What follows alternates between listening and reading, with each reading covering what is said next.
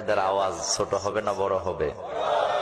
এই দেশে কোনো হুজুর ছিল না, নোয়াখালীর হুজুররা সারা বাংলাদেশে কোরআনের কথা বলতো। নোয়াখালীর প্রতি একটি শ্রদ্ধা, ভালোবাসা, সম্মান সেটা আমার চলে এসছে। বিকজ সবচেয়ে বড় জিনিস যেটি আমি পেয়েছি সেটা হচ্ছে এখানে আতিথেয়তা এক্সট্রা। যে সারা বাংলাদেশের মানুষের নোয়াখালীর মানুষের থেকে শিক্ষা নেওয়া উচিত। নোয়াখালীর মানুষই তো হোক। হাফিজ হুজুরের জন্ম না এখানে, যেখানে হাফিজ হুজুরের রক্তের সঙ্গে মাটির মিল আছে, ওইখানের মানুষ থেকে আর না হোক আর বাতিল থাকতে পারে?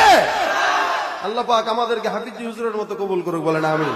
বাংলাদেশে ছড়ায়া ছিটায়া নামাজ, রোজা, হজ, যাকাত, মোটা মোটা বিদ্যা সারা বাংলাদেশের গ্রাম গঞ্জে নোয়াখালী মুন্সিরা দিত। নোয়াখালীর লোককে আমি বেশি পছন্দ করি, তারা যা বলে সরাসরি বলে ফেলে, ঠিক কিনা? হালকা হয়ে গেছে। আগে ছোটখাটো মৌলবী নোয়াখালী ওয়াজ করতে যাইতো না। বৃহত্তর নোয়াখালী এলাকার একটা সৌন্দর্য হলো যে পুকুরের যে ঘাট থাকে, এই ঘাটে বিশেষ করে বাসাবাড়িতে মহিলারা তারা ব্যবহার করলে সেখানে সামনে পর্দা দিয়ে নেয়, যাতে করে পর্দাটা রক্ষা। নোয়াখালী বিজ্ঞান ও প্রযুক্তি বিশ্ববিদ্যালয়ে আমি দেখে অবাক, সেখানকার যুবকরা ইনিশিয়েটিভ নিয়েছে যে হাজার হাজার ছেলে মেয়েরা ভর্তি পরীক্ষা দিতে আসবে, এদেরকে আমরা ফ্রিতে খাওয়াবো, ফ্রিতে থাকতে দেব। নোয়াখালী করে গালি দিয়েন না, আগে মতো করে দেখান।